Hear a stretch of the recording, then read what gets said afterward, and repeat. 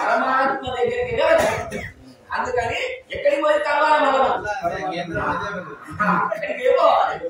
దానికి పోవాలంటే ఏం చేయాలి? పరమ పవిత్రమైనటువంటి భావం తీసుకున్నాం కాబట్టి దేని కొరకు వచ్చినాం? మనం మాధవుడిగా మారడం కొరకు వచ్చినాం. ప్రపంచ సుఖాలు అన్నది పరమ పవిత్రమైన మానవ జన్మం తీసుకున్నది ప్రపంచ సుఖాలు అనుభవించడానికి కాదు, పరమాత్మ సాక్షాత్కారం కొరకు. ప్రపంచ సుఖాలు అంటే ఏంటి? అదే కానీ మోడుగా చెప్పుకోవాలి, గట్టిగా అంటారా గోడు చెప్తారని నువ్వేమని అనుకోలేదు. అయితే ప్రపంచ సుఖాలు అంటే ఏంటి? తినటం, అనటం, సంపాదించుకోవడం, ఆహార నిద్ర, మైదునాన్ని అని శంకరాచార్య వారు అంటారనమాట. ఇది అసంస్కృతం వేరేది మనకి. తినటం, కనటం, సంపాదించుకోవడం, భయపడటంతో మన జీవితాలు కట్టుకుంటే ప్రయోజనం అనేక. మనకి 83 లక్షల జీవరాశుల అవన్నీ అనుభవించినాయి, ఇంకా వాటిపైన ఏం ప్రయోజనం లేదని చెప్పి మానవ జన్మ కావాలని కోరుకుంటేనే మరి ఎక్కడికి రాలేదు. భక్తుల గర్భ మన భారత మాత.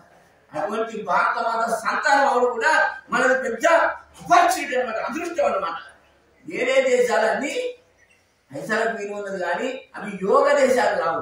అవి ఏం దేశాలు రాయన్నా భోగాలు అనుభవిస్తే ఏమన్నది మన శాస్త్రం? భోగే రోగ భయం అన్నది.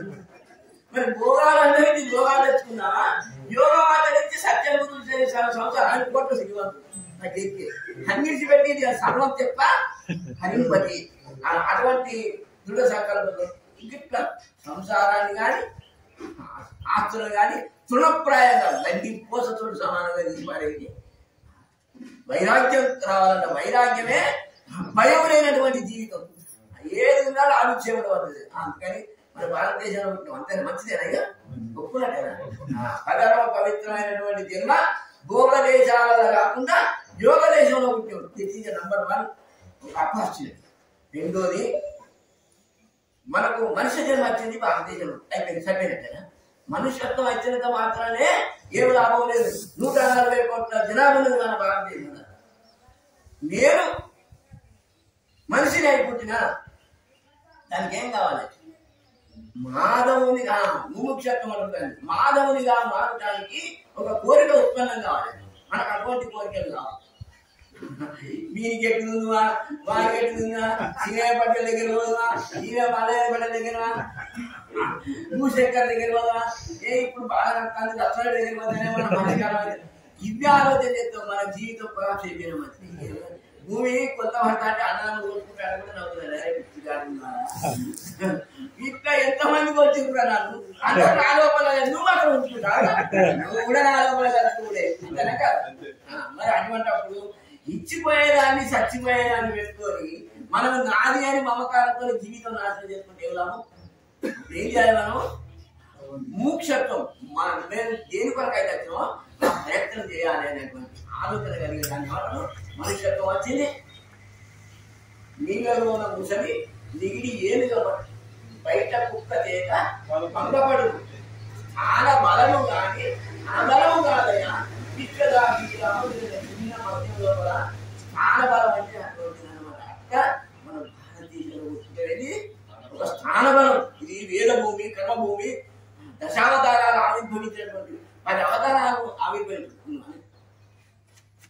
ఏ అవతారం అంటే మళ్ళా దేవుడి వేరే గురువు, ఈ రాయన్న గురువు, ఈ రాయబడ్డలో గురువు, రాజన్న రాజన్న గురువు, వాళ్ళ తమ్ముడు వచ్చినట్టే వచ్చిన వాళ్ళు. కర్మ పవిత్రమైనటువంటి మానవ జన్మ భారతదేశంలో వచ్చింది. మోక్షం కలగాలనేటువంటి కోరికతోనే మనం అందరూ పెరిగి ఇప్పుడు 10 అవతారాలు. ఇప్పుడు కృష్ణుని ఎందుకు పెట్టుకున్నావు అని మీరు అంటారు కదా. ఎవరన్నా మిమ్మల్ని తీసుకున్న పూర్వ ఒక్కరు దండాలు పెట్టారు ఇదే కూర్చోవాలంటే అర్థమే రోజుకి వెళ్తాం మనం చెప్పిన. ఇప్పుడు 10 అవతారాలు ఎత్తింది. గోపాలకృష్ణ భగవాన్ Jai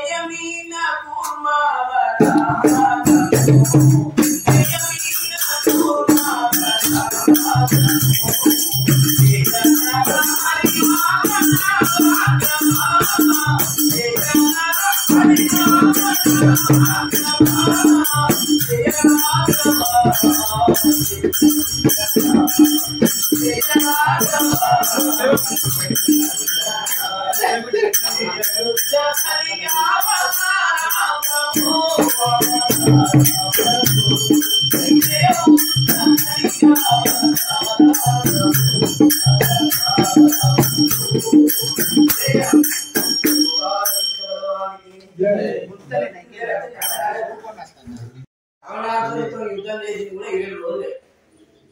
రామాయణంలో 7 కాండలే.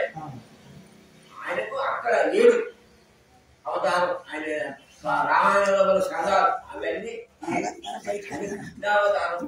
సంపూర్ణ కృష్ణతో భగవాన్ స్వయం నేను చెప్పింది కాదు, పెద్దలు చెప్పింది. దాన్ని నేను మీకు రిపీట్ చేస్తున్నా. ఏమైంది ఇప్పుడు ఎవరు దేవుడు అంటే రాముని దేవుడు కాదు అనేది. ఇప్పుడు రాజాను నువ్వు వాళ్ళకి తండ్రి వైద్యం, వాళ్ళకి మాయమామ వైద్యం, వాళ్ళకి భర్త వైద్యం, వాళ్ళకి అన్న వైద్యం. రాజాను ఒక్కడే కదా, ఒక్కడే రాజన్న కానీ పరిస్థితులను బట్టి వర్షాలు మారిపోతాయి. అట్లాగే ఇప్పుడు 10 అవతారాలు ఎత్తింది పరమాత్మ. అయితే